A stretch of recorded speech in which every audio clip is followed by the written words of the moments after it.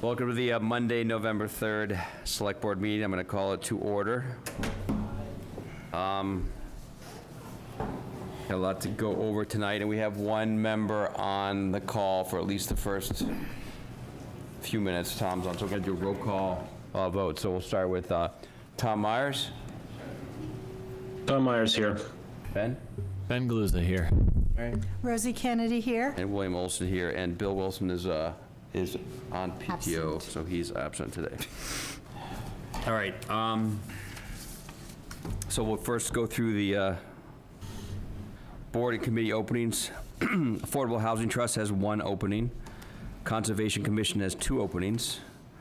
The Community Preservation Committee has 1 opening for a member of the Historic District Commission. Finance and Advisory Committee has 2 openings. The Historic District Commission has 2 openings for 3-year terms, 2 openings for 2-year terms, and 1 must be a resident of a historic district, and 1 must be a resident realtor. We have 2 at-large openings on the Human Rights Commission as well. And now we'll take 30 minutes at most, max, out of our meeting to have public comment for anything on the agenda or not on the agenda. So we'll start with, anybody wants to come up in the room, and then we'll go to the Zoom call. Name, address, and we'll start the 3-minute timer. All right, thank you. Is this, can you hear me good? Yep, go ahead. Oh, good. Tosh Blake, Sagamore Street. Last Select Board meeting on October 20th, I attempted to comment on a scheduled agenda item that was switched without warning by Town Manager Domolowitz and Acting Chair Wilson, and I was cut off mid-comment by Mr. Wilson. My comment was regarding new information in the meeting packets about the board's final town manager evaluation, specifically misleading positive remarks in the report about Joe's conduct and competence in communications with the board. I wanted to comment on the report before the board signed off on that report, but it was rubber stamped by the board at Joe's last-minute suggestion precluding public comment. As this board is aware, I've made multiple on-the-record allegations of Joe lying to the board and the public on town matters. The town manager evaluation report falsely praises Joe's competence relating to legal matters, which is concerning as he has given false legal advice to the board during meetings, which I cited with timestamps in past comments, notably at the August 18th Select Board meeting. Of further concern, former FinCom Chair David Wanger, in a letter to the October 17th HW News, also accused the town manager of making a false statement in regard to the current legality of Hamilton's town meeting vote margin for school committee appropriations. As the board tonight considers Joe's contract and future employment with the town, these matters should be discussed during that agenda item. Otherwise, it looks like the board is complicit in Joe's unbecoming conduct, not least by approving a false town manager evaluation. Thank you.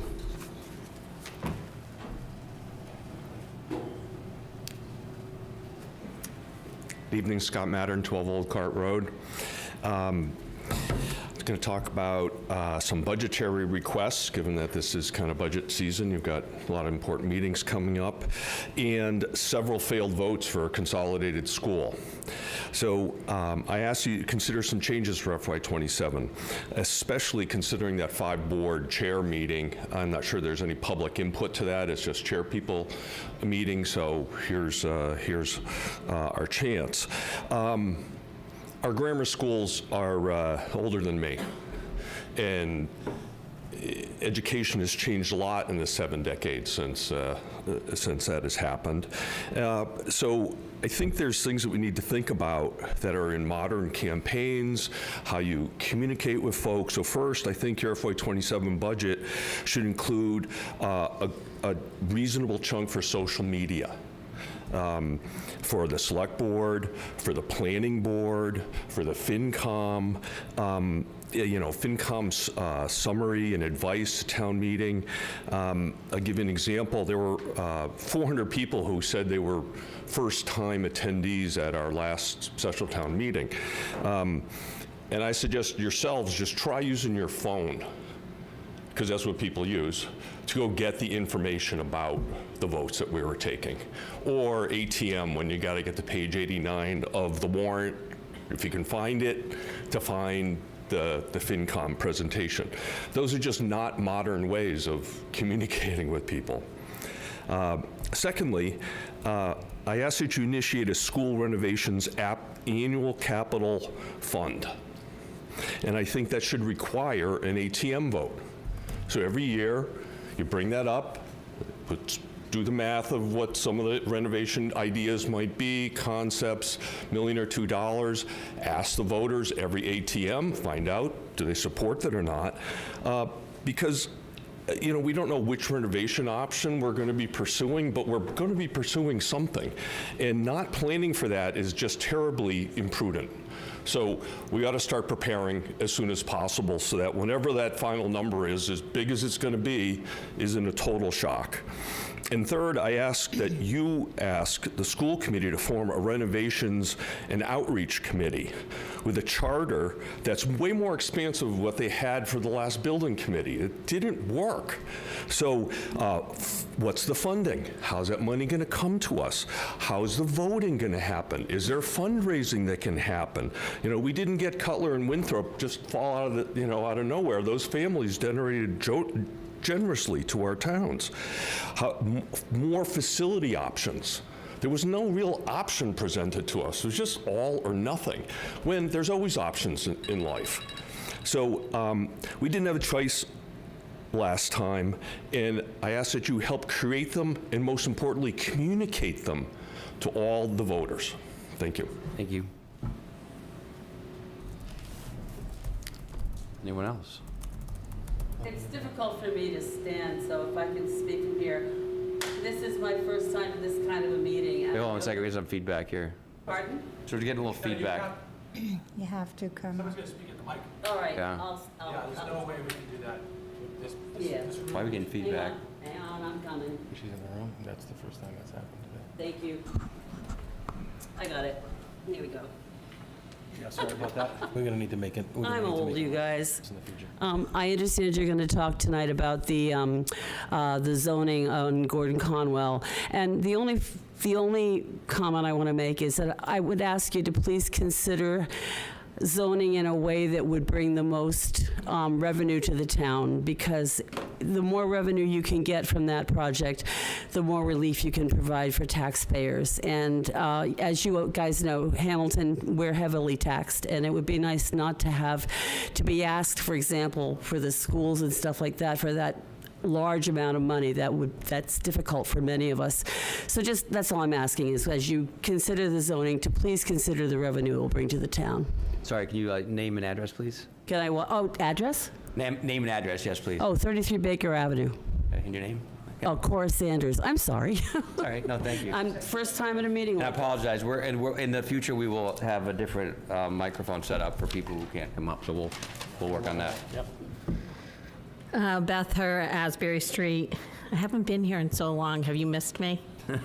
Yeah, Bill, I'm getting a laugh, so I'm going to take that as a yes. I just wanted to follow up on what Scott said. I feel like communication was really lacking, except for the school, people who are connected in with the school.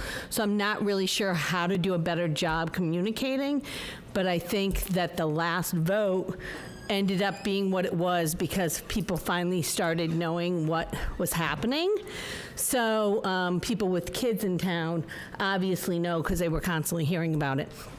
The other thing I wanted to mention, since we were talking about town meeting issues, is I would like to make a suggestion. Well, I had sent you guys something a while back on a list of ways for people to think at town meeting, just like it's like a little question list to go through as you're processing how to vote on something. So I can send that again. I'd love you guys to consider adding that to the warrant. And then the other thing I would like to add to the warrant is when someone on a committee votes no or different from the majority, that you not just have the majority's opinion, but you also allow, if the person wants to write a minority opinion, basically saying why they decided to vote opposite the majority. The dissenting vote. Yeah, just because it just helps like flush out the whole reasoning and why different people have different opinions, and I think we have more informed voters if we do that. So I would really like you guys to consider that, and that was just a thought after Scott shared. So thank you. Thank you.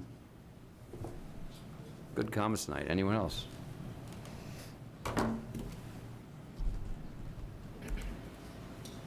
Hi, Nancy Dashkin, 215 Woodbury Street. I'm in a butter of the Gordon Conwell Theological Seminary, and while I absolutely understand, since I pay taxes in this town like everyone else, that our taxes are high because we don't have ratables, one of my major concerns is the development of the seminary property that keeps in its mind, as you finalize the development plan, as the BHOD gets finalized, that there are serious issues with respect to groundwater protection, wastewater treatment, which is being done very effectively right now. But when the seminary in the future intends potentially to sell middle campus and upper campus lands, the issue is going to be very, very difficult to accommodate because of percolation, as well as the wastewater treatment facilities design. And so while money is important, environmental concerns are equally important, as are the effects on neighborhood and traffic and all the other things that we've been talking about. So I implore you, as well as the planning board, and you both got emails from me today, to think carefully as you finalize any development plan for future beyond those apartments. Thank you. Thank you. Anyone else? Joe, anyone on the Zoom can raise their hand virtually, and Joe will call on you? Nobody? Okay. All right, thank you. All right, we are going to move to the consent agenda. We have 3 items on the consent agenda. We have meeting minutes from September 23rd,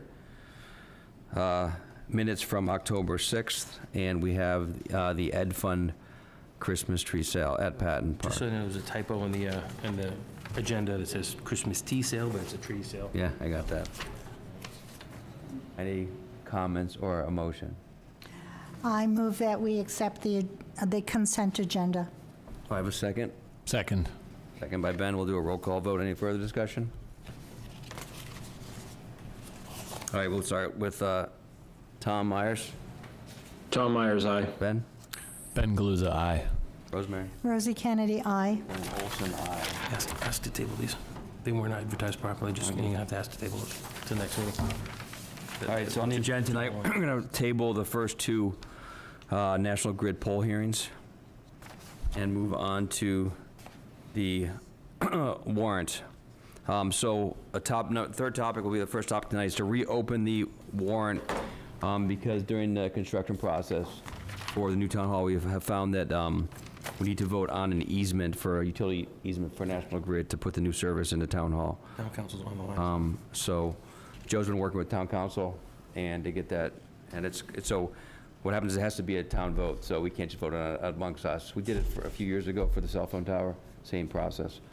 So, Joe, what exactly do we need to do tonight? Just open the warrant and Yeah, then, you need a vote to open the warrant. I believe that the warrant that Tom included a draft article for you, just in case that you decide to add this. Have a discussion about whether or not to add the article. And Tim Olson is here to answer questions, as am I. But really, it's paperwork. If we don't get the easement, then National Grid won't do the work, and we won't ever be able to go back into town hall. So I think we assumed, and probably wrongly, but we felt that National Grid services the current town hall, and we would just use the same easement. But when that service was created, however far back, there was never an easement recorded. Gotcha. So when National Grid became aware of it, it may not have been required at that time. That you're probably talking, 60, 70 years ago, 80 years ago. So it may not have been a requirement at the time. I don't have any idea. I'm not trying to speak out of turn, but National Grid couldn't find evidence of an existing easement in place for the town hall. They asked for an easement. In order to do an easement, we need a town meeting vote. So open the warrant, add this topic to it, but we don't need to add specific language. That language will come later? It'll be in the, if you agree to add it, it'll be in the draft warrant you'll look at tonight. Okay. And discuss, and then get sent to FinCom as well. Okay. Just to clarify, so it's an easement for a utility pole on the And the site? associated, and the line, and it's an easement path from the street to the building. Okay. Standard dimensions and widths, Tim? Sorry. We're not giving up any future flexibility in terms of what we might want to be able to do with the property to enable this easement?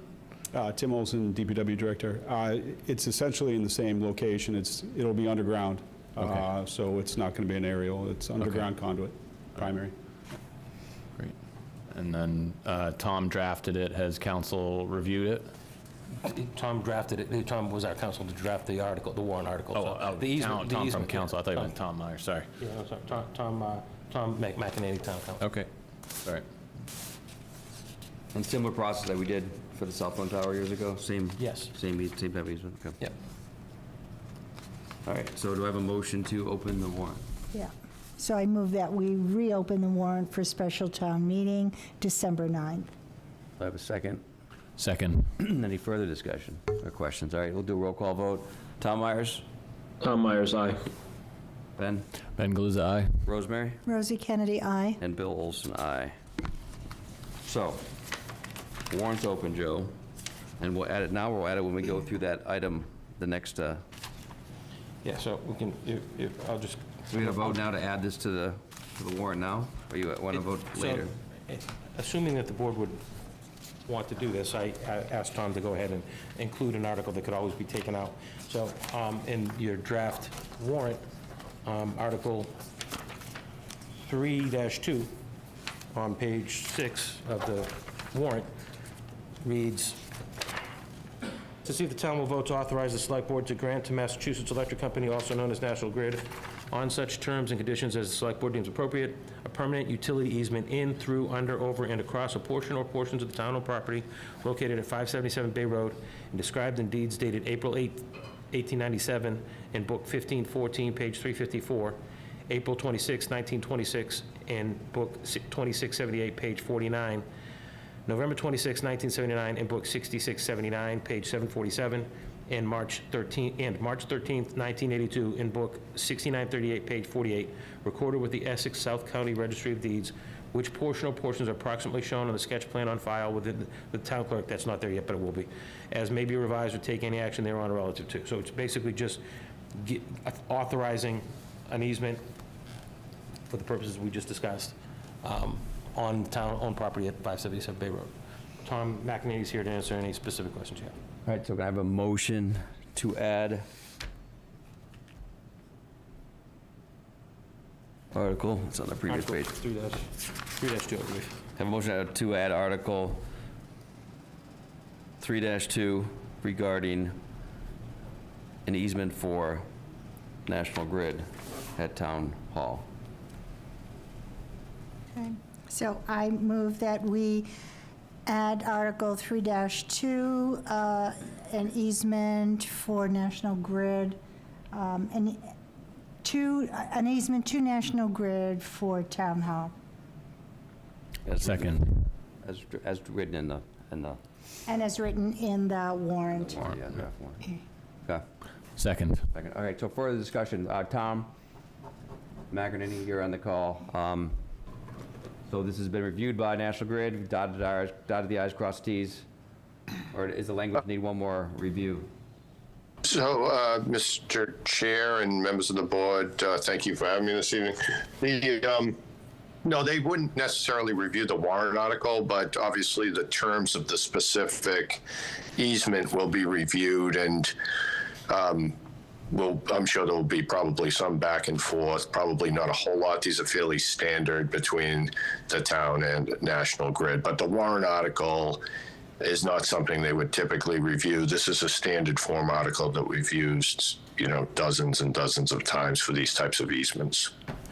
ultimately, if the warrant article passes at town meeting, the easement itself will be signed by the select board. That's correct, yes. That'll be a separate document, will be the actual easement document. The warrant article just authorizes the select board to proceed in accordance with the requirements of Chapter 40. And a simple majority? Simple majority, Tom? Correct, simple majority on this one. Yes, that's correct. All right. Any further questions or comments? All right, so we'll do a roll call vote. Tom Myers? Tom Myers, aye. Ben? Ben Galuza, aye. Rosemary? Rosie Kennedy, aye. William Olson, aye. And now we have to vote to close the warrant. Do I have a motion to close the warrant? I move that we close the warrant for the special town meeting scheduled for December 9th. Do I have a second? Second. Any further discussion? All right, so we'll do a roll call vote. Tom Myers? Tom Myers, aye. Ben? Ben Galuza, aye. Mary? Rosie Kennedy, aye. William Olson, aye. Okay. All right, now we're going to move on to the development agreement with Gordon Conwell that we had at our last meeting. We had done a straw vote to identify the open areas, and we've worked really hard over the last couple weeks to resolve those open items. I think we're all in agreement with them, but tonight we're going to talk about it and then vote on it. And I know there's some comment tonight from abutters and people in the community. And so what I would say is that, yes, what we're voting tonight is our development agreement, which is different than the zoning bylaw. And so we're going to continue to work on that because there are two things that happen in unison, but by two different elected boards. So we'll continue to work with the planning board on the zoning, which will be voted on at town meeting in December. But in terms of development agreement, we had two open items after last meeting where we talked about, one was the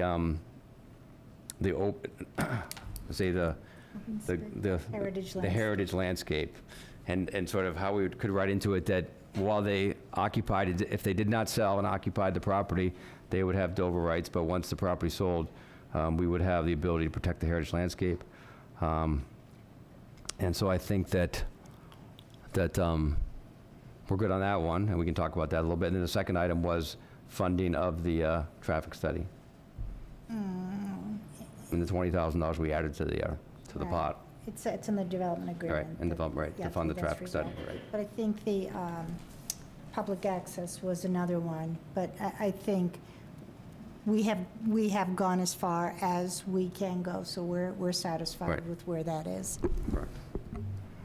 So, I kind of will go down the, Rosemary, why don't you start first? 'Cause I know you've sort of been the most Tinkering. involved in this, because I know you had comments back and forth with Merwin. I believe that we're in good shape and everything, and Merwin can come up, maybe we're done, but why don't you give a quick summary, Rosemary, of where you think we're at and what Okay. we should do tonight? Yeah.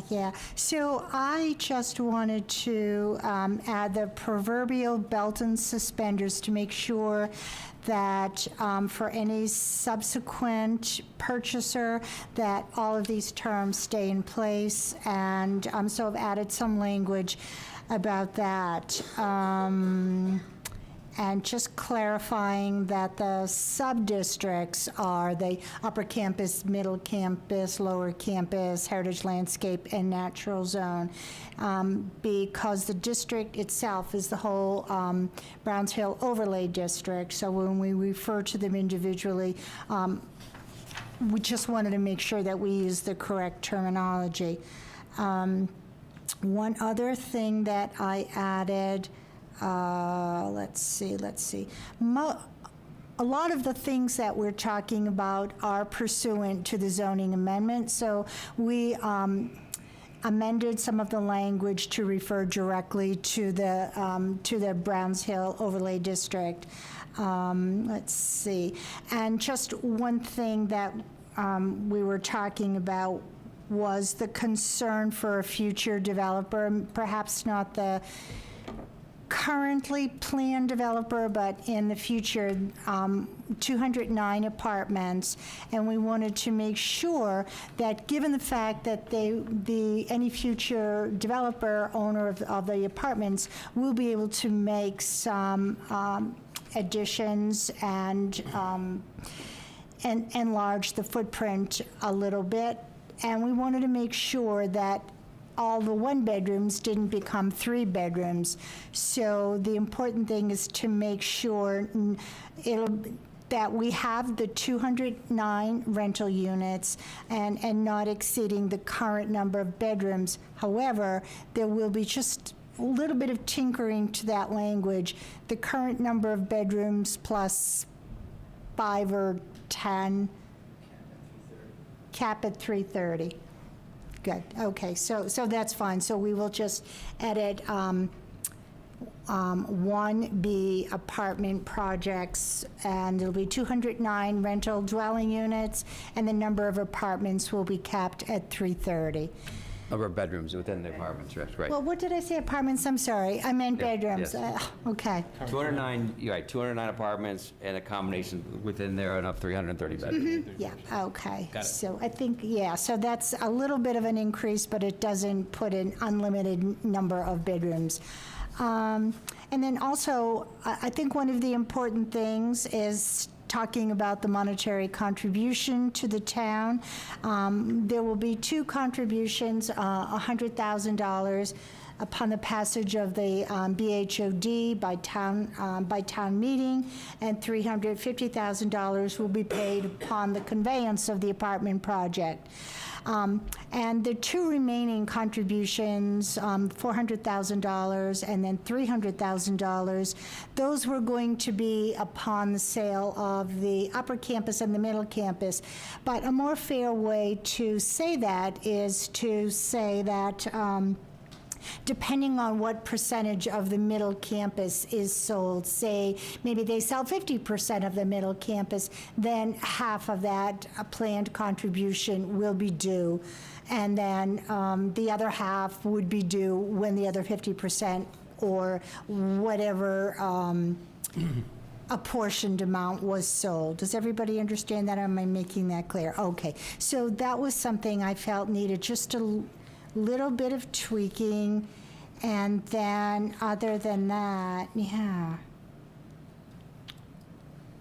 Other than that, just the only other rather important thing is successors and assigns, which is section 1M.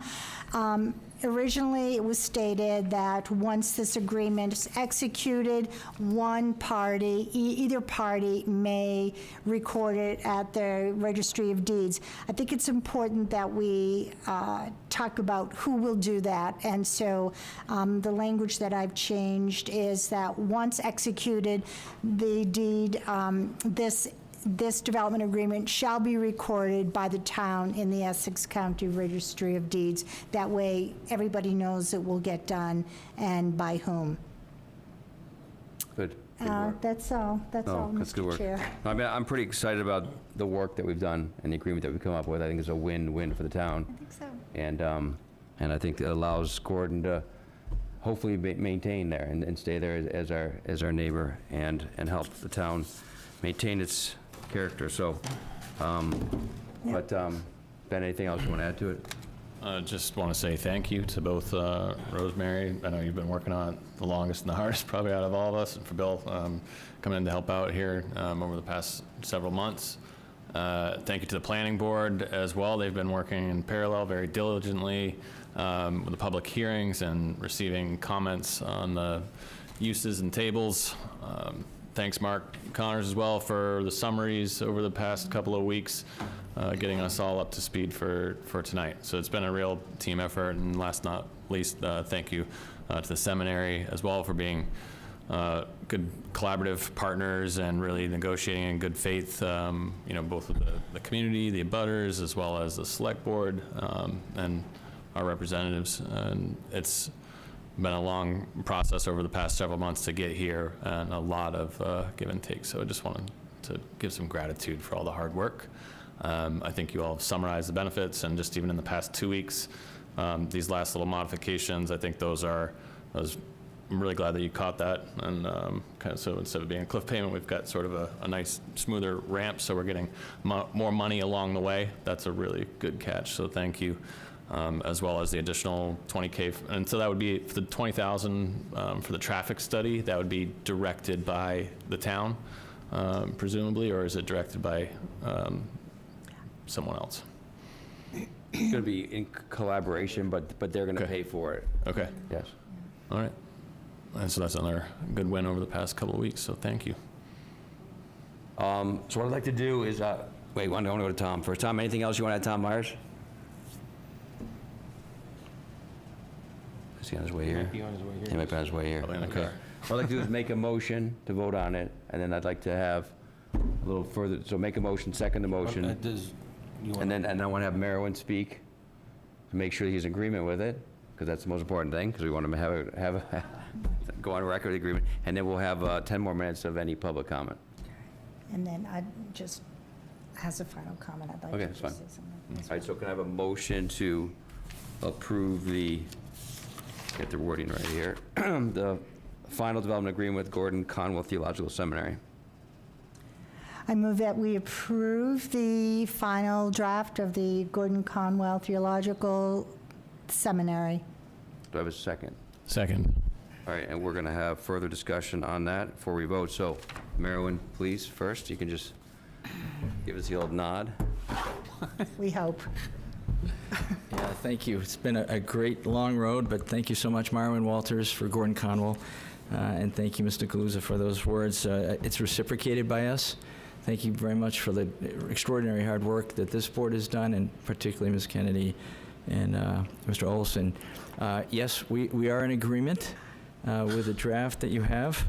I would say one comment that was substantive change that was made as a result of abutters approaching the seminary in the last couple of weeks. They were concerned about commercial uses. Commercial uses are under the bylaw not going to be permitted other than in the 3 legacy buildings, the Pilgrim Hall, Retreat House, and Gatehouse.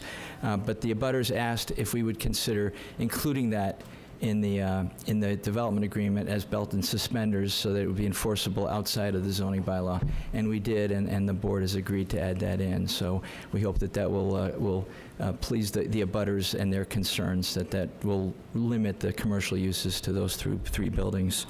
So we're ready. We have a brief update on the transportation.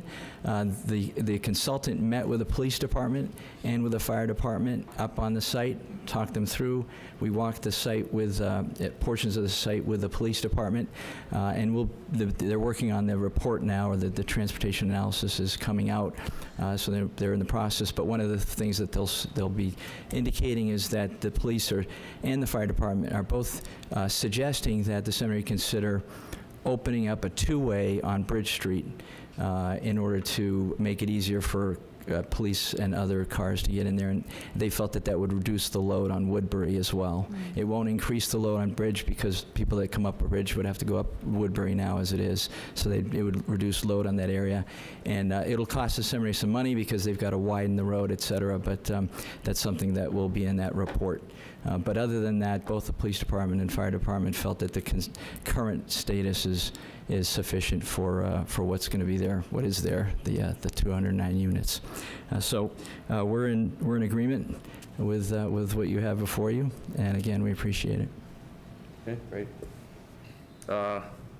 Tom, anything else you wanted to add? Nothing major to add. Just want to thank Rosemary. I reviewed your edits. Thank you so much for I thought those edits looked great. That looked really good. I thank the seminary for their partnership. I think they've been great partners on this throughout the process. I think we landed in a good spot from a compensation standpoint. I like the language around the existing use and walking paths and all of that. So overall, I think it's been a long process, but I think we landed in a good spot, and I think I'm happy with where we are. Any other comment? Good evening, Scott Mattern, 12 Old Cart Road. 2 requests. One is the traffic study include activity at the intersection of Bridge, Miles River, and Woodbury, as well as Essex and Miles River and Woodbury. You'll have a benchmark of what's now, and then there can be one done whenever later when additional development, whenever this comes. This agreement and whatever development is going to long survive your term on this on the select board. So regarding that, I ask that you protect our interests, our financial interests, in a way that there's nothing here that says where the money goes other than to the town. And I'd personally not like to have that just be a free, it goes into the general fund, and all of a sudden, one year it's in there and it gets spent and we don't know whatever happens or when it happened.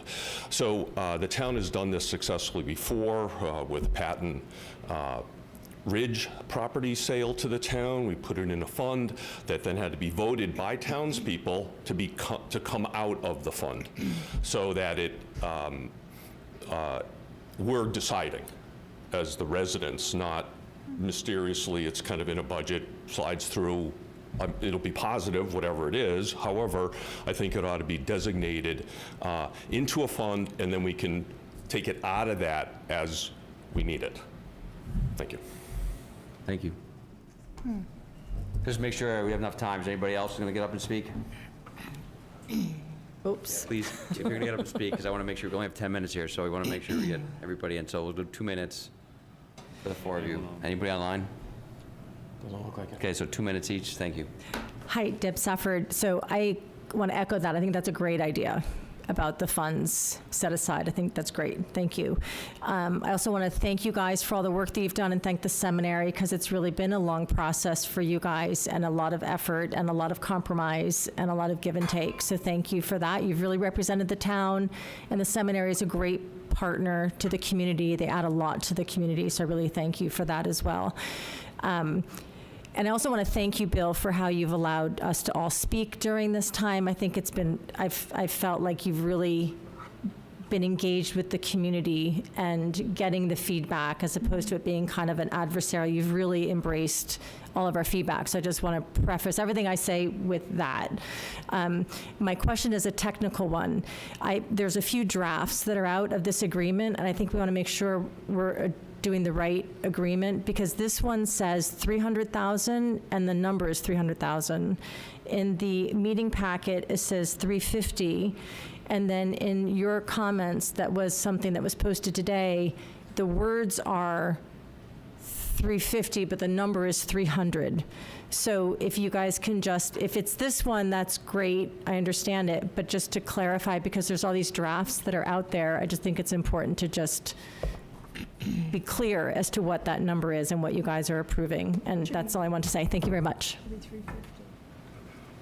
It's So 1.1 It's total. 1.1 total, so if So you you do gotta the do the math, it's 100 and 300, and then 400 and another 300. Let's keep going, and we'll fix that. Thank you. So, Dave Dashkin, 215 Woodbury Street.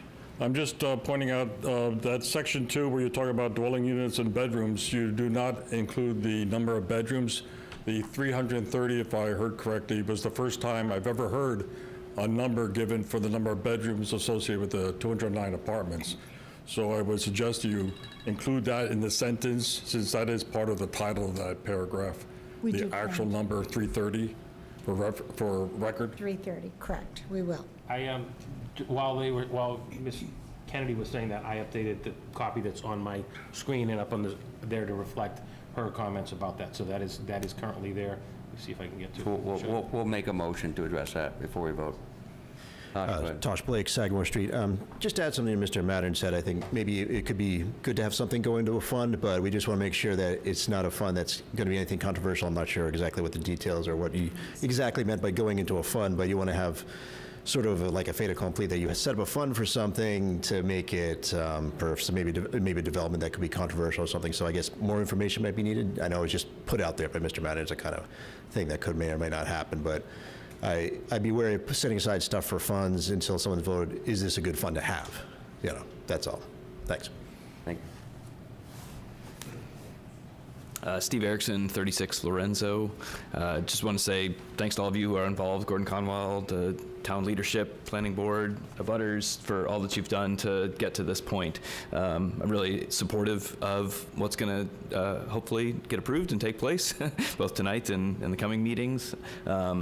Excited for the new revenue that it'll bring to the town, allow us to do some of the projects that we've all talked about and wanted to do for a long time. And this seems like a really, really, really positive way to get some of that done while still preserving as much of our community as we can, especially when we consider what some of the alternatives would have been. I think this is really a really strong, positive development. So thanks to all of you for getting to this point. Appreciate it. Thank you.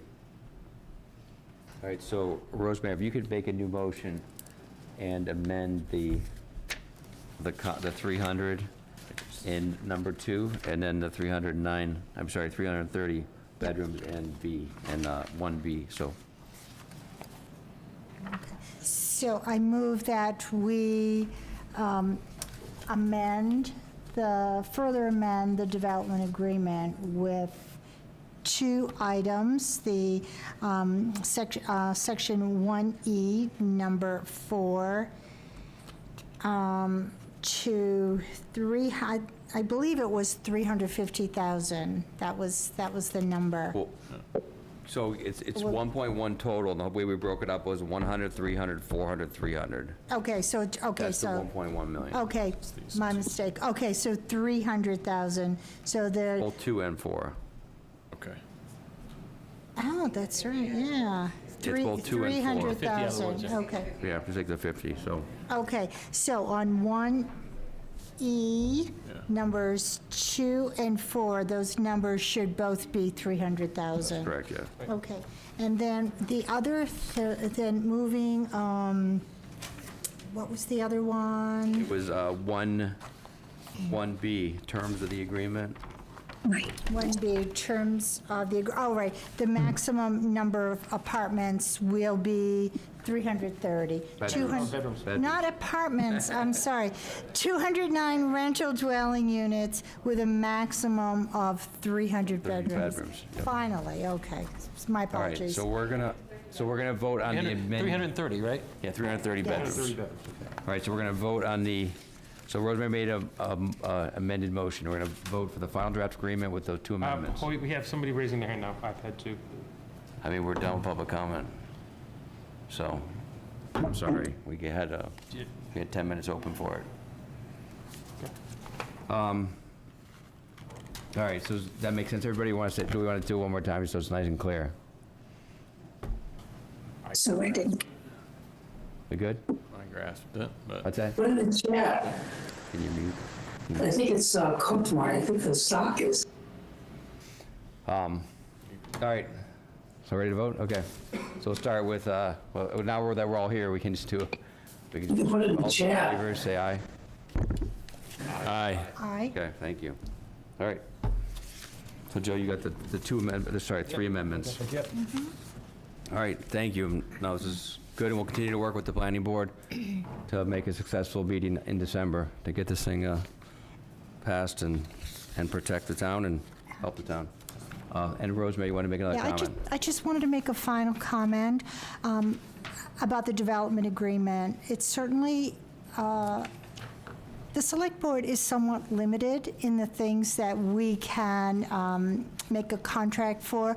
A lot of these things are within the purview of the planning board, and people who have concerns and want to speak further about the GPOD or types of development, that's something that should be brought up with the planning board. We have worked long and hard to bring this along as far as we could, and issues regarding the wastewater treatment plant.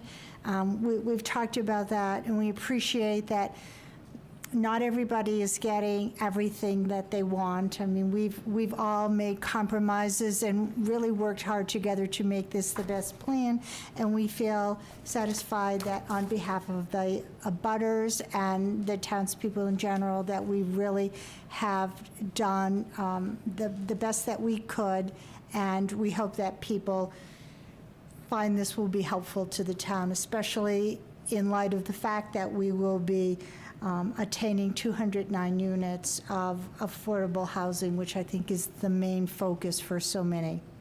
So, Thank you. No. All right. Good. stand down. All right.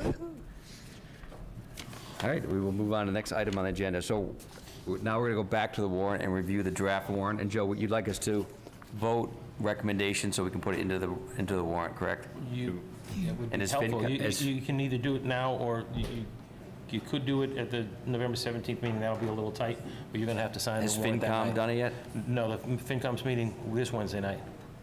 I'd prefer to do it after FinCom's meeting if you think there's enough time, but It'll be tight, but we can make it. let's go through them and just see if we think we need to wait for FinCom's opinion. Well, And Tom's here to help you with the conversation. and be nice too if Bill Wilson's going to be back, if we're all going to be here in 2 weeks. Right, that's true. If we have 5-0 5 versus votes, 4-0. then it's very clear that favorable, assuming that everything comes back positive from FinCom. Yeah, I mean, it's all tilted that way, so. All right, and I agree with that. What I might do is we might do a vote tonight and then a vote again, because if we don't have time, if something happens, we now and then we want to get something on the warrant, so we might have to. Is that an Is that option? we vote tonight, but then if Bill's back, we allow, and we don't have gone to print yet, we'll let Bill give his vote at the next meeting. But we can talk about that as we get into it. All right, so Joe, do we have, I don't know that we all have I didn't copies of give the, you- I didn't Okay. print out hard copies. I Okay. wasn't sure, but they're on the screen, they were in your packets. yep, So I didn't print them out, okay. All right, here. so we'll walk through it. Tom? Joe, do you feel comfortable walking us through it? Yeah, I'm right now. Why don't you walk us through it? All right, so, in being consistent with the way our warrants are developed annually, Tom created the warrant in the same order.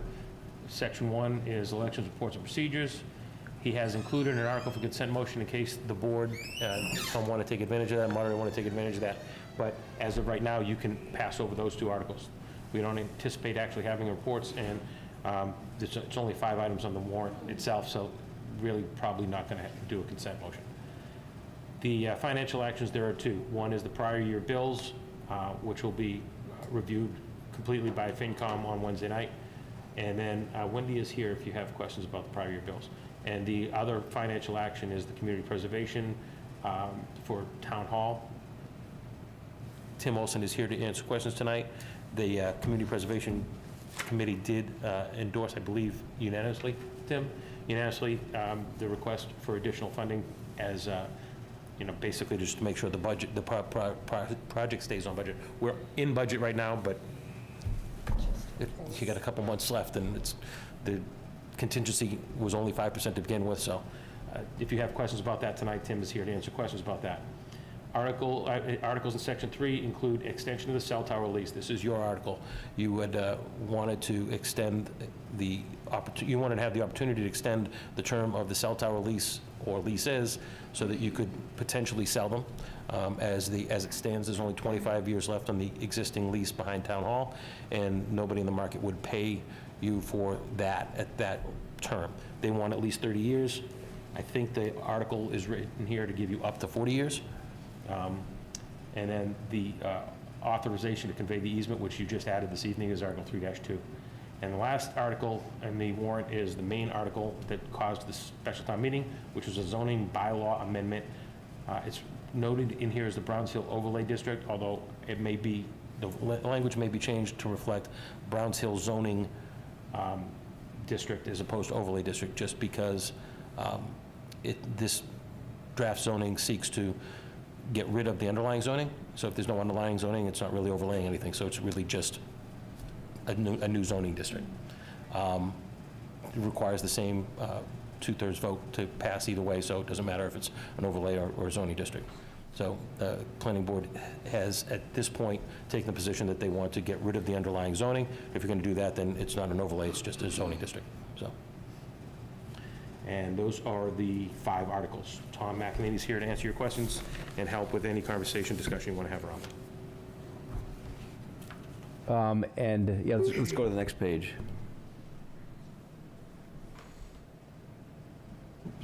Okay, so the Article 2-1.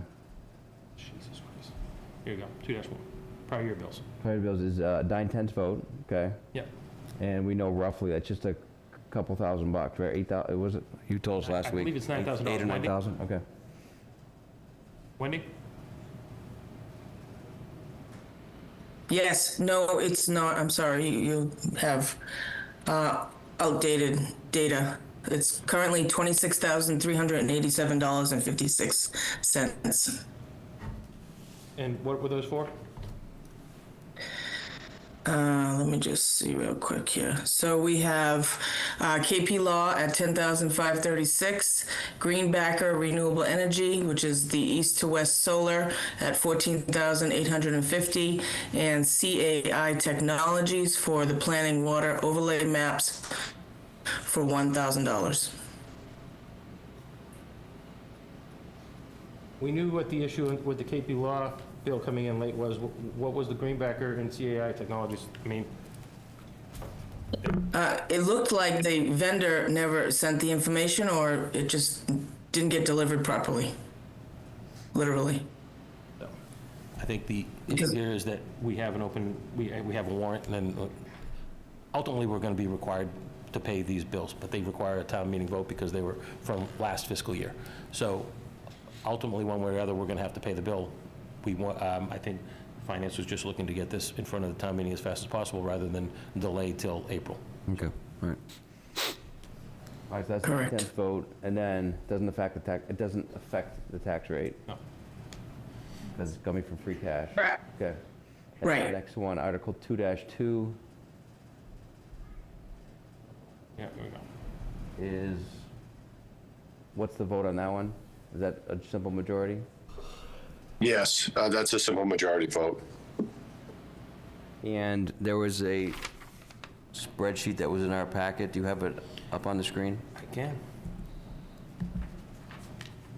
So this is to just build a contingency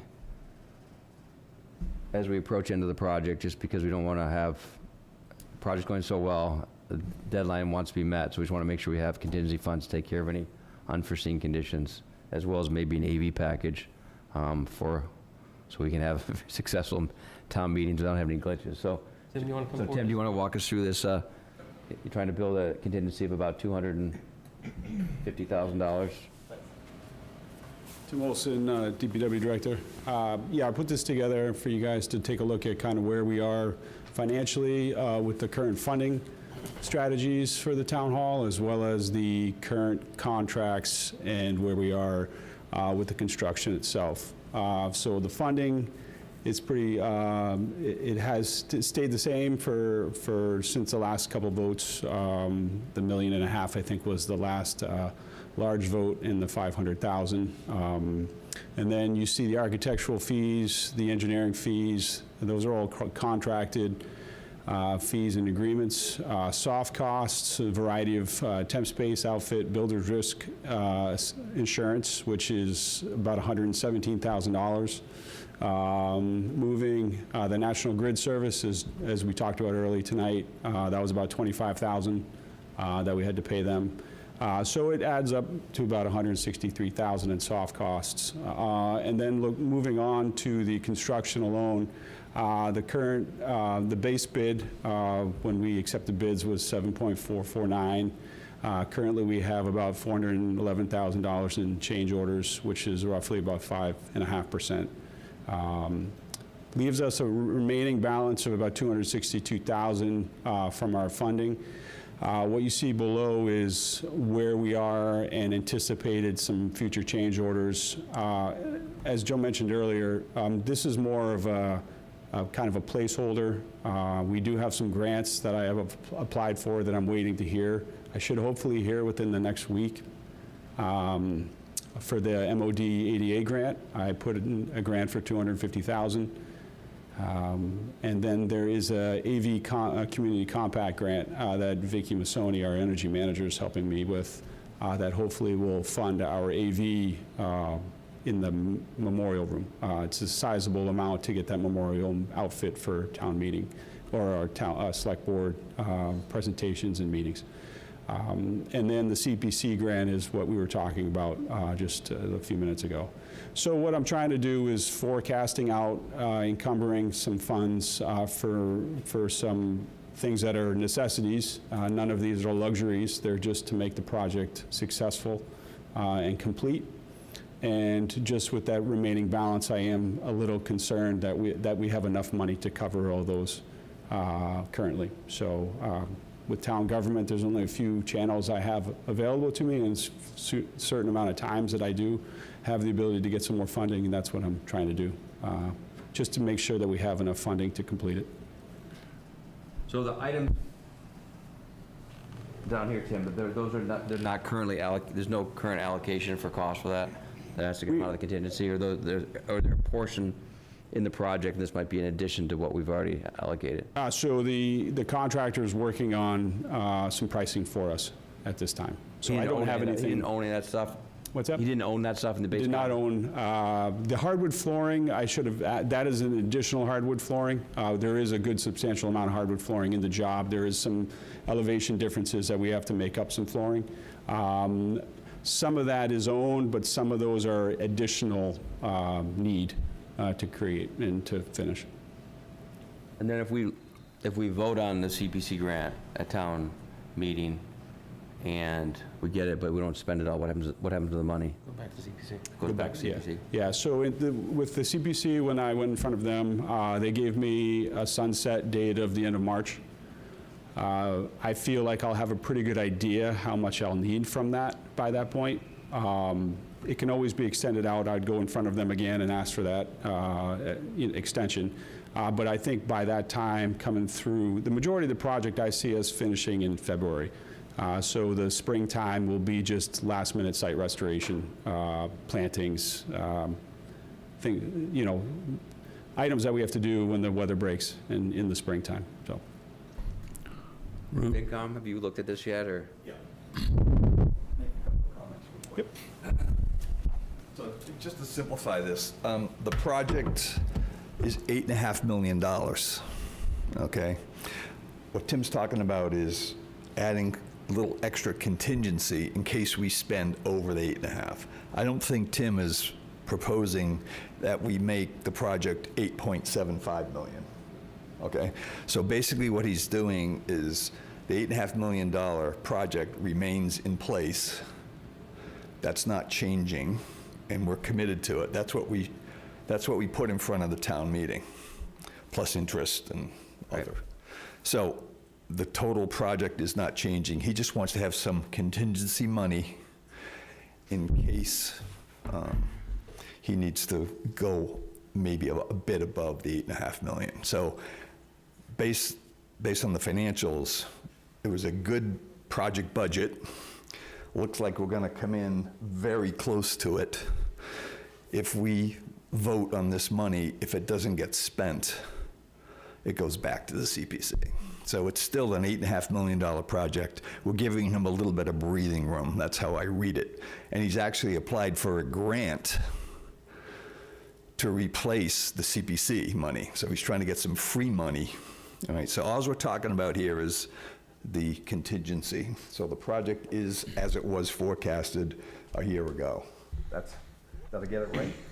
Yeah, like John said, it's a project that we're working on to stay within budget, within funding that we currently have. I'm just, like I said earlier, I'm just trying to complete the project. There is some adds, there is some deducts that I'm working on as well to try to minimize the overage, the amount in our contingency or even additional contingency. This is just a little bit more added to the contingency if I need it, but I am doing my best to stay within the original budget, so. What percent complete would you say that we're at right now, roughly? I would say complete, we're probably around 65% complete. The building inside, I'm not sure, it's hard to see from the outside, right? So the inside, we are trimming, final trim. We are painting walls in the final colors. So we're getting close to hanging doors on the inside of the building. They're looking to get on the hardwood floors within the next few weeks. Ceiling grid, the ACT tile is going in. So we're moving pretty good inside. The outside, today they finished the elevator tower as well as they started to frame up the exterior walls. So I do keep... Is HVAC fully installed then? So the HVAC inside the building is, I would say, fully roughed in. They can't really complete it until the ceiling tile's in. But then the geothermal work is starting back up, I think, within the next week. But the key is National Grid and the service to energize the building. So there won't be any heat or cooling with the new system until the new service is brought in, so. Okay.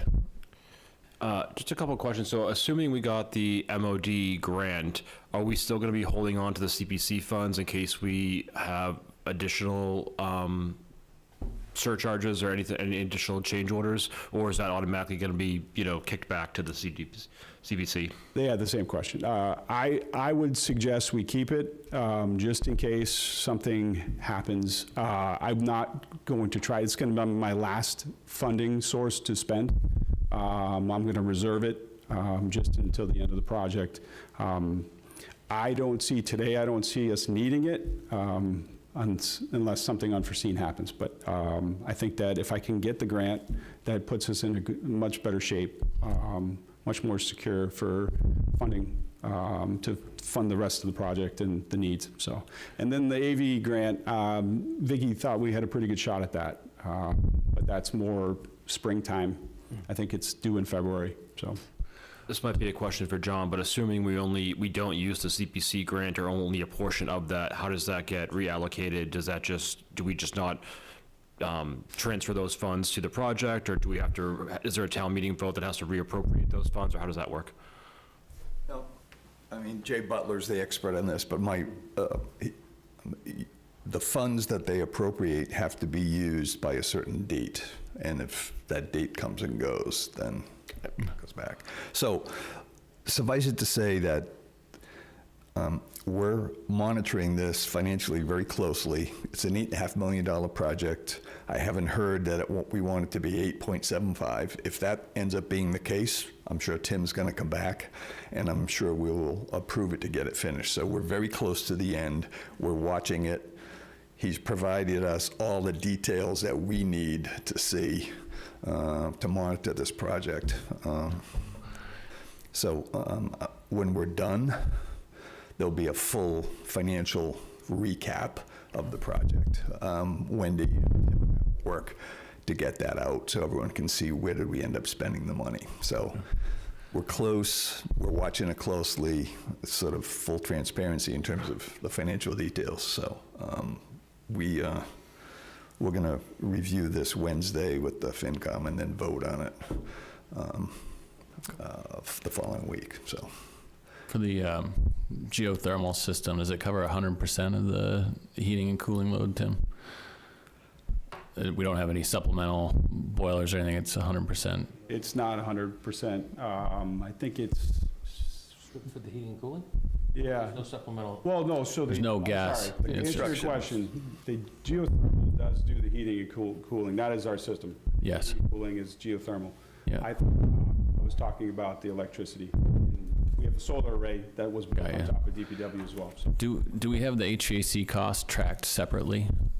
Do we know? Are we getting those? We have our own contract for that. It's direct for the entire HVAC, like all the way out to the diffusers in the building? So there is a portion of our building project that is HVAC sub-bid.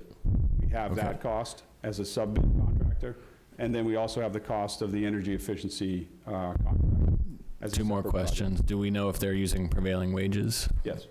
And do we know are they by any chance buying domestic product, for the heat pumps and things like that? It's all standard commercial grade products. They go through there's a specified, I think they're Mitsubishi units. Okay. In the town hall. Okay. But all spec'd and approved by the architect and his engineering design team. Okay. And those have the equipment's all been bought out, presumably, by this point.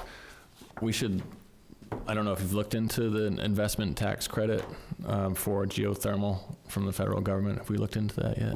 We have a grant for that whole entire part of the project. That's not part of the 8.5. We're using a combination of state and federal grants and the use of our, basically, we did an ESCO on the part that we didn't have grant money for, so we didn't take any money from the tax base at all for the So environmental. they're accessing the investment tax credits Right, they're themselves. accessing, the ESG is accessing the investment tax credit, and then and then the little bit that we have to pay annually, I think over the 20 years, it's like $20,000 a year, will come out of the line item that we keep for utilities that we've always had, so.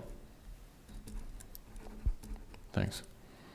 So Tim, our job is to be tough, but I just want to applaud you. I mean, you've been managing and, in addition to your full-time job, you've been managing an $8.5 million construction project and keeping it on budget and on schedule. So thank you for watching out for us. Yep. We're looking forward to getting back into town hall, and I think this is the right thing to do because time is money. If we had gotten a situation where we couldn't make a decision because of funds and we had to extend the project, it would be much more expensive than the small contingency money. So thank you for being proactive. Thank you.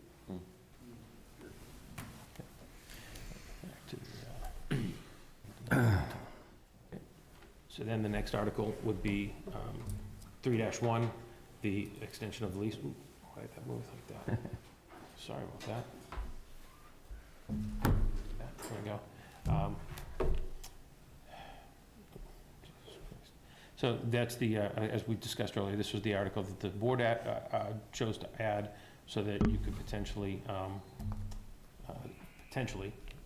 no decision's been made yet, but potentially sell the lease for the cell tower lease behind Town Hall, and in the future, potentially the lease on a new cell phone tower that may be behind the public safety building.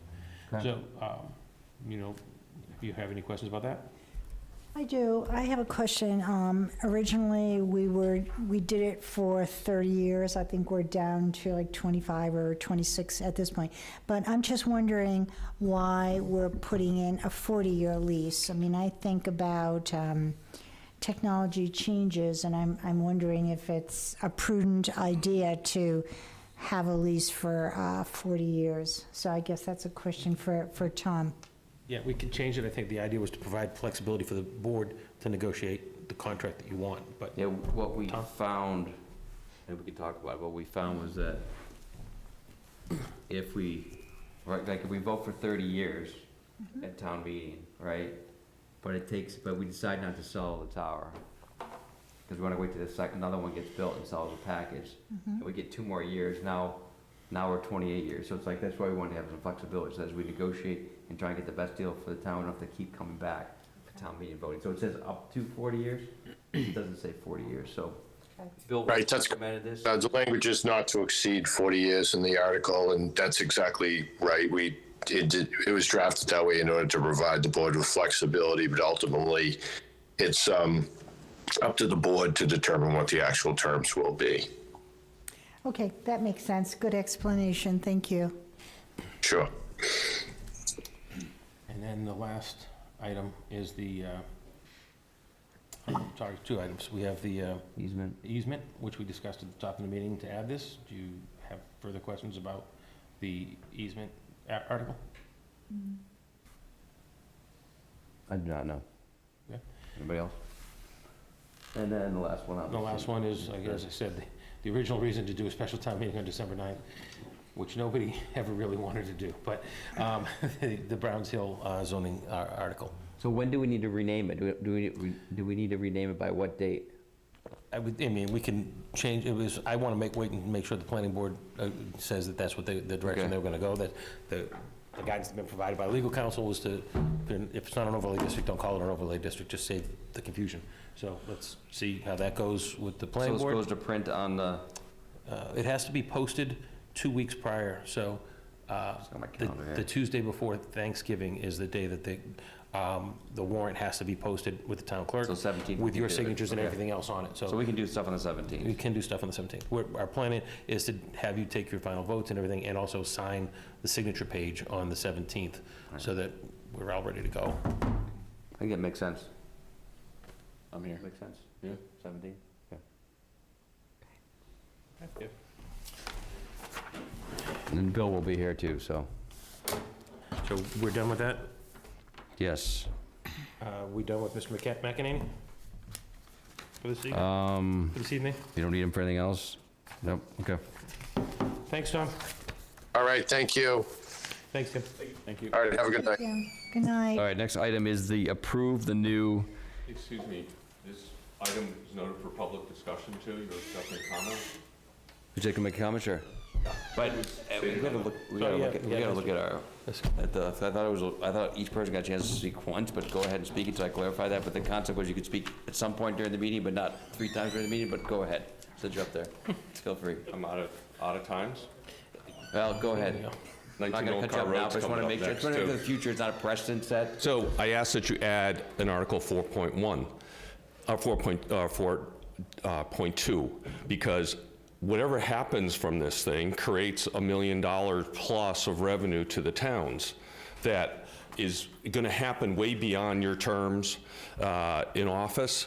And I want to see that go into a capital fund, so a town meeting in the future makes the decision on how to use that money, instead of it just, whenever it starts flowing, it happens and there's no controls around. Town meeting is deciding on a bylaw that's creating value for the town and for Gordon Conwell. That value that we get, we should reserve for our future decisions.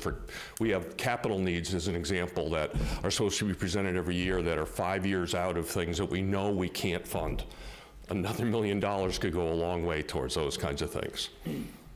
So, Did Tom just leave? Tom just left. The money from the payments has to go into the general fund, and from there, it has to be voted out by town meeting. It has to be appropriated by town meeting to some extent. It can be appropriated to a special fund, as Mr. Madden suggested, or it can be appropriated to the capital reserve fund, or wherever somebody makes a motion to town meeting takes it under advisement, FinCom takes it under advisement, they vote, and it goes to that place. It doesn't just go somewhere without being directed. Once we collect any money, it goes into the general fund, and then it has to be appropriated. It's non-recurring revenue, so nobody in town at this point would recommend that it ever go into the general operating budget, because it's non-recurring revenue, and we don't do that. We have financial policies against use of one-time and non-recurring revenues in the operational budget of the town. So, additionally, it's also related to a development agreement, so it would likely be that we'd have to put some kind of, or we'd want to put some kind of restrictions on it, probably capital, because that's normally where I'd send it. But a special revenue fund was also a good idea. So the board could try to do it now, or you could do it at the annual town meeting. The point is, it doesn't go anywhere except for into the town ledger until it gets appropriated to a fund somewhere. Something can I ask you a question? Yeah, I mean, I see both points.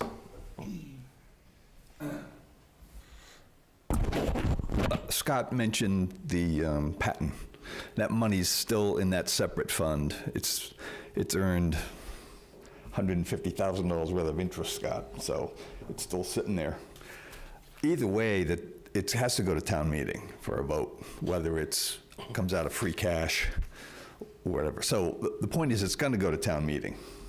I'm pretty sure, no matter what we want to do with it. So if you want to add some more focus and some more overhead, designate it and put it in a separate fund. But the point is, it has to be voted by town meeting. We're going to meet again the 17th. You're meeting between now and 17th. Can you guys bring this up in your FinCom and see if you have any thoughts on this? Yeah, I mean, it's, a year ago at town meeting, people asked about excess and deficiency at the schools, and then free cash, and I explained that any use of the free cash has to come in front of the voters. So it will be in front of the voters one way or the other. No matter what fund it's coming from, it has to go in front of the voters, but... Yeah, but if we want another fund, Scott's point is that this is sort of a one-time, very special event in the town. Maybe it deserves its own sort of special fund and an extra spotlight on it. So I could, I see that it makes sense. Either way, it's going in front of town meeting. Would you agree? everything gets voted by the town. I agree. Everything gets voted by the people. However, if it's in a general fund and it's, yes, there's policies that guide one-time things and where they go, but making it obvious that there's over $1 million that's not just subject to discretion of, oh, you know, we want to add it to a particular department that year. No, we put a lot of energy into creating this value. We should harvest it discreetly at some point in time. What I Can you guys Yeah, we'll review it? and we'll be happy to review it and go back with our. We'll put it on the agenda for the 17th. Yeah, I think that's a good idea. I actually tend to agree. I think sometimes when you're at ATM and all these financial needs and issues are addressed, something like this can get lost in the shuffle. And I mean, we'll discuss it further on the 17th, but I think it might be wise to put it into, say, a capital expenditure fund. So then that's a particular fund, but it's not requiring a lot of overhead. I don't know, it's just a thought. So it has some specialness to it, so it doesn't just sort of. It'd be good to go back later, or when we plan it, but say, this fund paid for this, rather than just, we don't know where the money came from, so it's good to know what it's paying for, so. You're talking about the money that they give when it goes through, or are you talking about the tax revenue from the 200? No, just the payment upfront. It's not a one-time payment, it happens in 4 installments, but yes. Over time, yes. It's only 300,000 now, right? Right. It's 400,000 after the vote on the 9th if it's successful, and then 300. It goes 100,000, then when they sell it goes to 400,000, and then it stays at 400,000 until they sell the next two pieces, and it can eventually get to 1.1 if they sell it. If they don't sell it, then there's no monetary gain, and they don't pay us any money. Which, when you add all that interest to all these serial payments, John just told you how $500,000 is. Sorry, people online, they're not going to be able to hear you, but, okay, yes, thank you. All right, so, good idea. Just talk about it, see how we can make We'll that. clarify next steps then. Makes sense. So you all are going to look at it at FinCom this week, maybe perhaps make a recommendation. If there's a positive recommendation, it sounds like there is appetite here amongst the board, so then do we need to come on the 17th with a potential article? We would have to open the warrant, Go through. vote on it, close the warrant. It has to happen on the 17th. Otherwise, we could vote on it at the next town meeting, because the money's just going to sit there. So it's not like it's going to get spent between now and Right. our annual town meeting, so. I mean, quite frankly, other than the $100,000, we might not have anything other than the initial $100,000 payment before the annual town meeting anyway. Right. Okay. Right, I was thinking that. All right, thank you. All right. Approve new intermunicipal agreement for veteran services through the city of Gloucester. And Joe, you said we need to vote on this because of a timing thing. Yeah, so the, 6 years ago now, the town left Eastern Essex Regional Vets, and we joined with Gloucester at a savings of over $20,000 a year, $25,000 almost. The city of Gloucester is the fiduciary, they're in charge of the region. They issued a new intermunicipal agreement to us. Our existing one actually lapsed on June 30th, so they just sent this out a month ago. I'm asking you to take a look at it. There's no real change other than the amount of money that we pay in year one is now $17,250. I think it's up from $16,000. It's not a big increase, but it's for our veterans. And we don't currently have an agreement in place, so I'd love to have it passed sooner. If you wanted to wait till the 17th, it's not the end of the world, but Gloucester will be billing us, and I can't pay them. I can't pay them until I have a valid agreement from me. Okay. And we have half a dozen members of the community who use the service, is that right? Yeah, about 6 people. And they're generally happy with the service and. Yeah, I mean, overall, I the feedback that I've gotten from veterans and even the veterans who don't access the services in town, the veterans that I've spoken to at the Post, for instance, who have met V, who is the veteran service agent hired by Gloucester, they love her. They think she's been doing a great job, and they're happy with their presence in our community, et cetera. So I haven't they haven't said negative. I've talked to them, I've asked them. We met with them and talked to them before we recommended moving to Gloucester, so it's been positive. Successful.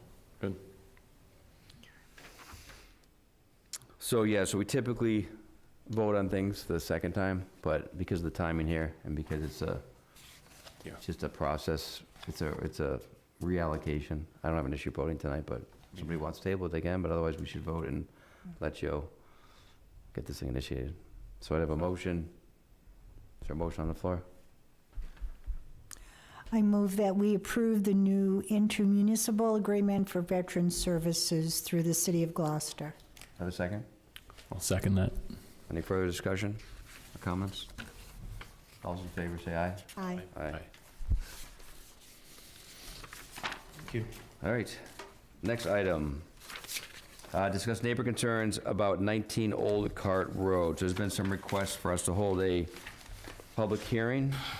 We weren't going to be able to hold one tonight regardless, so we think at least would talk about it so we can figure out what the next steps are and to make sure that we're addressing the property. So, Joe, why don't you give us a quick update on everything that's happened in the last 2 weeks? In front of you today, I had a little bit of an update from building commissioner and also the attorney for the apparent heirs has hired an attorney, local attorney, that has been trying to work with the town to try to get this. The problem with the property is that it's in probate in New Mexico. As you can see from the packets that I left in front of you, we were updated today by the attorney from Beverly that the New Mexico, geez, I don't know what happened to my computer. But they confirmed with New Mexico that that New Mexico has certified copies of their request to take it out of probate, and New Mexico is working with the Essex County Probate Court to get a probate opened in Massachusetts. Simultaneously, at the same time, the attorneys are working with negotiating a sales price with a potential buyer who would take that over and make repairs. Or I think one of the things they said is that their plan is to take the building down to the foundation and then rebuild on the existing foundation. But they'd have to go through the building process for that. So it is moving forward. They're taking steps to try to address everything, and that's where we're at with that at this point. What about until that gets sold? Is there any, I thought we were also working to assign. So the Board of Health had been, and through the health director, had been working with the state because we hadn't had any response back from the spring when this really started to percolate through August. We had not had even letters that we sent to the owner's son were sent back unopened.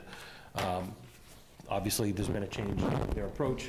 He has gotten involved and he has hired an attorney that's working locally. That attorney appeared before the Board of Health. The Board of Health is considering whether or not to continue the process with the Attorney General to initiate a receiver for the property.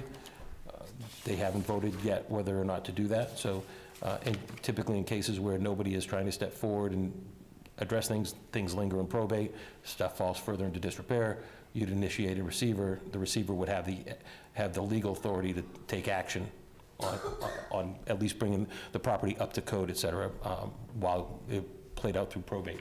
They, at this point, the previous owner's son, the deceased owner's son, is trying to get custody of the property so that he can get rid of it. So he can sell it. So, And can I, asking us to continue working with them. So that the Board of Health is looking at that now. They haven't voted.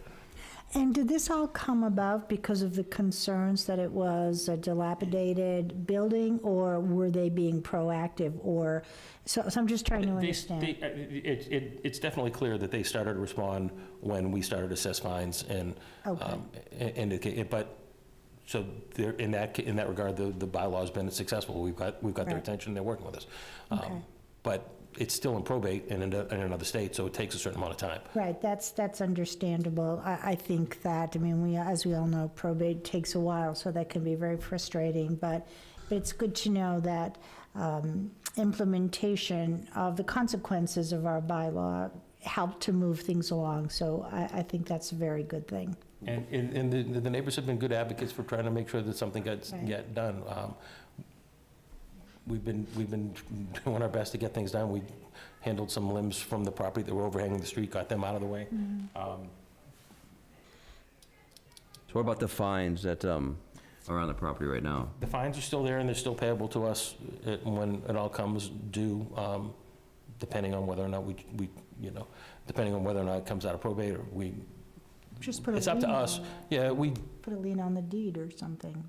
yeah, well, we sought advice from town council, and then they directed us to the Attorney General, because the Attorney General's got this program in place with the receivers that has been more successful than liens, et cetera. So that was the direction we were going. We were a dual path. We were going to try to engage the receiver through the Attorney General's office, and at the same time, start assessing fines. The fines worked before the receiver was assigned. The property owner showed up and started trying to take responsibility. And one of the reasons we're here is because a request was made to hold a public hearing. What would the public hearing do, and when would we need to do it? So, the town's bylaw calls out for some things to happen in a certain order, and it was brought to me by the butters in August, asked me to have a hearing. We had the hearing. At that hearing, I took some testimony from a couple of the butters that were there, and the building commissioner and the health director, and at that meeting, we decided that we were going to, again, start fining again, and start really trying to get them to pay attention. At the same time, we directed the health director to continue to work with the state and get the process started for that. I didn't do a written decision out of that. It wasn't really clear that I had to. We had taken action based on the complaint, and so I hadn't done a written decision. So the bylaw does say that if anybody is aggrieved of my decision, within 10 days, they can come to the select board and ask for a public hearing. It's been more than 10 days, but I mean, I don't want to get hung up on that, because, I understand certainly that the abutters are still anxious that something happened and that we move this in the right direction as quickly as possible. We're trying to do that. So I wouldn't worry about the 10 days. I would just say that if the select board wants to have a hearing on this, you could do so, and bring the abutters and the building commissioner in and make a recommendation to take action, further action, if that's what you wish. So I'm trying to figure out, what's the best use of time, money, energy, if we're waiting for probate and waiting for the state? But that's what I'm trying to figure out, what are we gonna do in a public hearing that we could do outside of probate and outside of, that's what I'm trying to figure out. But I'd like to hear the abutters speak, so I'm gonna open up the microphone to the abutters. Thank you for letting me speak again. I know. Is there a restriction on number of times? I'm gonna look into that. I didn't think so. So the problem with the property is not probate. The problem is our following of our bylaw. What the owner does is, the purpose of our bylaw is to force them into action, of which is what the purpose of the fines are. The fines started, stopped. Joe just said they're still there. I don't know what that means. Are we still fining daily? They're unpaid. They're unpaid. You're still fining every day $300 a day? I don't think he is fining every day. Okay, so here's an example. I'm going to make some suggestions for policy recommendations too, where there starts, there stops. You don't know that this could be tens of thousands of dollars that you effectively have abated outside of your control. A water bill that goes over a few $100 you got to review. Here is just happening outside of your knowledge and control. That's totally improper. Don't worry about 10 days. Okay, 10 days in the context of 10 years, I suppose, but that's not representative of citizens who live next to a property that's been designated dilapidated, unsafe, uninhabitable. So yes, you need to get going. So the fines, I suggest you should not delegate this absolution of don't fine them anymore, because that's all it got things going because of the fines. That's the point, and that's what the bylaws say for you to do. So I think you need a policy to guide this, because policies tell the town manager what to do, and then they go. Well, what could they be? I think resolution timing is part of your policy. Get it done. Move it along. This is dragged on for years. 2021, I had emails with Patrick Refford about this and inspections, and the police department got a car removed. All sorts of things had happened. The fines, don't delegate the fines. Seconds. What's that? Got 30 seconds. Yeah, great, thanks. So don't delegate the fines. And do what other towns do and what the Attorney General has told you to do. Get a receiver, and they handle all of this. That's what they do. You don't have like, well, I don't know how to do this, I don't manage a property, I don't know, I stop fines. They do it. And then lastly, increase the reporting, not only to the residents, because our residents are getting almost nothing out of this, so compel the town manager, at least in his reporting, to keep people and yourselves up to date, including the fines, timing, the latency of all these activities that are going on. Scott? I mean, we've had dilapidated properties in town. It's one of the hardest things to enforce and doing about, because it's just it's a double-edged sword, because they're not doing it and you find them, they're just, I mean, so I get there's some frustration with the butters, because we dealt with many of them, and they're very hard, it take a lot of time. Yeah. So it's like, yeah, I mean, we can talk about ways to improve, but this one, I don't know, there's nobody owns the property right now, so he says it's not a probate issue, but there's no owner of the property right now, so we could. What's the process for receivership as Scott? We're in that process right now. Yeah. We've not used The health the department has. The Board of Health hasn't voted to ask the Attorney General to go to court and seek a receiver, because it was in probate in a different state and they were waiting to hear more back. I think the Attorney General would move forward if we direct them to. When you say we direct them to, can we direct them to, or is it the Board of Health direct them to? I'll double check that. I know that they're already working with the Board of Health, but I can double check and see if we can override that.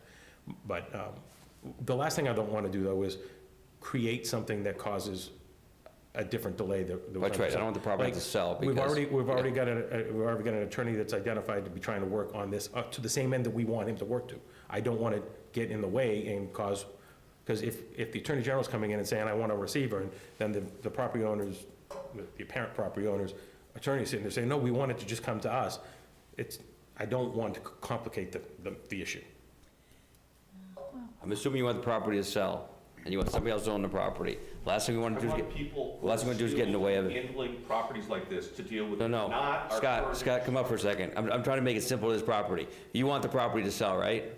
You want the property to sell and chase hands? You to follow the town bylaw. I'm not asking that. I'm asking you a simple question. Of course, that is get in the way of stopping the property. It's not getting in the way. You're listening to a town manager tell you, I've done this before. I've already got something going, which has been delayed. The Board of Health had a meeting, they didn't know what to do with it. Do you want us to? I'm asking for your advice. Your advice is you want us to get in the way of this property selling. You're not getting in the way. You are compelled to have a hearing. You've kicked the can down the road again. We're passing the Follow the bylaw that's in front of you, issue the fines, and guess what? Actions happen. It gets the monkey off of his back. He stops being defensive about protecting I hear people. You, Scott, but you understand the pickle we're in right Bill, now, right? Wait, Bill, 1 second. No, we've passed the point of this being constructive, so let's just. Ben, 1 second. I understand the pickle that you're in. Scott and I are friends. This is not an issue with us, but no. And we've had other properties that we've dealt with in town. My question is that it's always like this, because the second we start to put obstacles in, it gets worse. And so we really don't like to make it worse. You were listening to the opinion of the town manager that that's an obstacle of getting a receiver. It is not.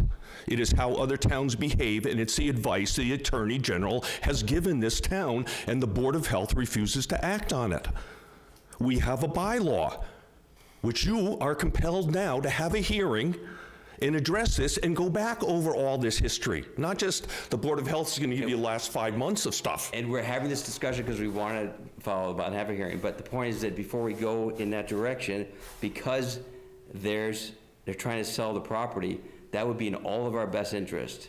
But if you want us to have that public hearing, we'd be more than willing to have it. But I would think the best interest of the town is for somebody else to buy the property. Don't put this on us. It's not the neighbors that have a problem. The town voted a bylaw that compels you to action that you are not following, nor is the town manager. Whenever the property sells, it's going to sell. Right. It's going to sell a hell of a lot faster if you were applying the fines. which you have not, unbeknownst to you, are not applying, because that's the only thing that happened. Then an attorney showed up, and he went, oh, nice, let's stop finding them, because there's an attorney. The house is the same house it was for the last 5 and 10 years. Nothing's happened. I saw a Windover truck there this weekend. They're trying, they're thinking, that's awesome. I get all that stuff, but I got a simple question. You're of the opinion that we shouldn't give up, we shouldn't do a pause and let them sell the property. That's what It's not, you are improperly framing that question. It is not a pause. It is follow our bylaw, follow the advice that the Attorney General has given you, do things that similarly to the other towns do, and these things get resolved. Well, I would agree, disagree that these get resolved. We've been living it for 10 years. Oh, you have. All right? And that's if why it's going to take a little longer, it's going to take longer. These are very hard things to get resolved. I hear you. I hear the pain. We've dealt with many of them in town, and they've all been very frustrating. I've gone and walked these properties years ago and find. That's why I suggest you have a policy that says, stop. Stop the nonsense. Apply some urgency to the bylaw. Go with the receivers. Fine. And it's the receiver's job at the end of the process to decide to abate them, do them in the final resolution, decide what cut the town is getting. It's not, just get out of the business of managing this. Just stop it. You don't have the skills and time to do this. There are people that do. So Joe will look into if we have to wait for the Board of Health, or if we can supersede them. You don't have to wait for the Board of Health. You need to have a hearing. You are not the Board of Health. You should have had a hearing 10 days from 2 weeks ago, and it hasn't happened. So the Board of Health, they don't even have a meeting scheduled. Who knows when they're going to do it? They were thinking maybe they have their own. They were going to get the Attorney General to come to their meeting. That is actually what they thought at their last meeting. So do what's under your control. You control things, certain things. One of them is have a hearing, get the history, apply the fines, get a receiver. Okay. Thank you. Now it moves on. Thank you, Scott. Anybody else? I can appreciate the frustration when something goes on for a while and you feel like we spend all this time putting a bylaw in place. And I appreciate what you're saying, that we've not been consistent about enforcing the bylaw. So, yeah. My takeaway from, I can see both sides of it, Scott. I appreciate the passion and that it's impacting you and your neighbors more than anyone else. I think that it is incumbent for us to kind of start putting some essence of timelines together, as opposed to it being, well, it's gonna just, the can's gonna kick down the road, then we see where we are, and then it kicks down the road and we see where we are. And it seems like that's been going on for years with this property. So I know that we've been effective by applying the fines. However, you know, if it's coming, it sounds like they've got certified copies that it is in probate in New Mexico. It doesn't say that it's coming out of probate. They're still in the process of trying to get it into probate here in Massachusetts, presumably so it can be transferred, and then some sort of a deal can go through. Someone, the lawyer presumably, has met with our building department or the town inspector, but not with Mark, right? So Not with Mark. it seems like they're starting to look around the edges to see what the easiest path forward is to be able to start to list this property, but it would make sense, whatever measures are available to us, to create a timeline that they can start to hit. So, or the fines are coming back. So otherwise, if they're not, and I know that the probate is out of their hands and they're Right now, right? the building inspector, I mean, once again, he's right in terms of it's on us, but we don't see all this stuff, right? The building inspector initiates a fine, right? It has to come from the building inspector. We have to give him direct, I mean, there's a bunch of Fine. moving pieces and parts, and not just the 4 of us or 5 of us up here, right? It's not, So- but at the same time, we can make an opinion about it that they should be doing more setting timelines. You know, if the state Attorney General has a receiver who can force things along, like that there are timelines in play that they're going to act, and that the attorney and the soon-to-be seller, if they inherit the property, that they know there's more fines coming, so they are not dragging their feet in any manner.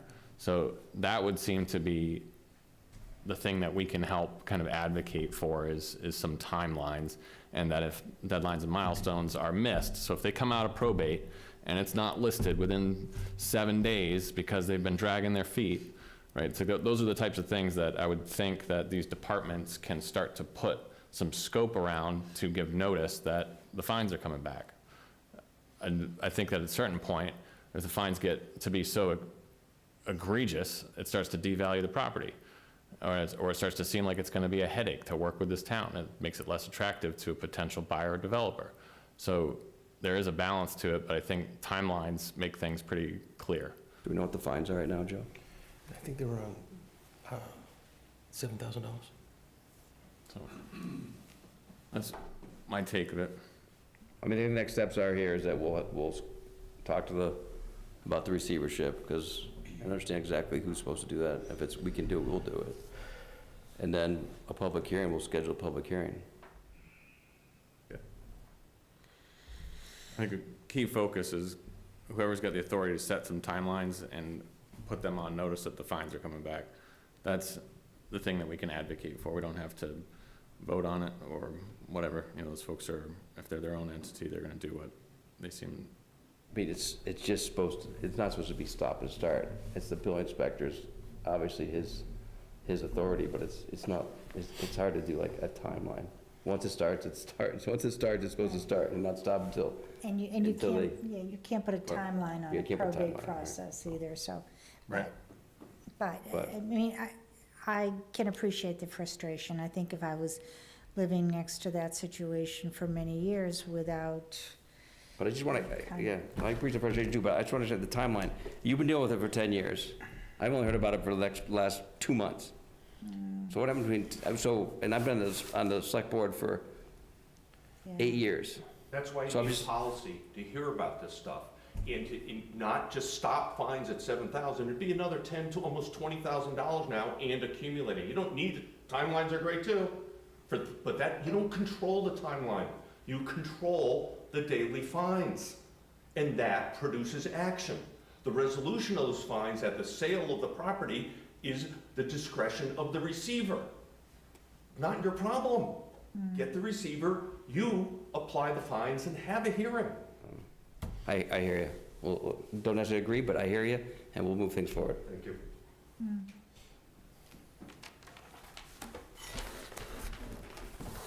But Joe, there was another property on this email too. Yeah. We need to talk about that one? No, it's. Just got out of probate. What's that? What's that? Is there another copy of that document? Which document? The one that you're holding? But That one? is It's in this your- the stuff I left in front of you. 61 Beach Street though? Is there anything? You didn't leave anything in front of me. 61 Beach, that one? Yeah, 61 Beach. Do we need to talk about that one though? Has made it through probate. It is on the market. Yeah. You don't have to talk about it. I mean, nobody's been complaining about it. Okay. Got it through, but here, where is it? I left one right, I left one at all three. Bill took it. Oh. I threw it out. All right. Next item on the agenda. I want to get this start the discussion, not finish the discussion, but so with the time in the contract, we had issued Joe a 3-year contract. And after the first year, we can add a year to the contract. So I want to start those discussions and basically come up with a smaller group. I mean, Bill Wilson and I negotiated that contract and came back to basically do we want to work on it? And if we do want to work on it, then we just probably let me and Bill Wilson work with Joe and then come back to the board with recommendations to vote on. That's what I want to talk about today, so I start the like that process. idea. We had a lot of comments from people, but I think it's collecting all the comments, making sure things have been addressed, making sure the right information is out there, because there could be some misinformation too. So we want to make sure we talk about it and we address it. So we don't need to really take a vote, but that's a process that's going to start if everybody's in agreement with that. Yeah, I'm comfortable with that. I think, know, the two of you, if you did this last time around, and you've both, I think, superseded Joe's appointment, right? So you've been here through the duration. So I'm comfortable with you guys being the two people to lead that. So Joe, we have until the end of the year, or until? Yeah, we good. So we have to the end of the year, so it's something to do right away, but I want to start the process now so that, because we have the town meeting coming up, but we'll come back to Bill and I will come back to it does not need to be executive session because we're not really negotiating anything. It's just a extension, so we'll come back to the board with a recommendation, we'll vote on it. So are we just discussing tonight the process? Process, The yeah. process, not actually like any input into what we think, yeah. So I want to start the discussion so that we can Yeah, collect comments from the community, from yourselves. yeah. In that case, yeah, I support the process. Yeah. Okay.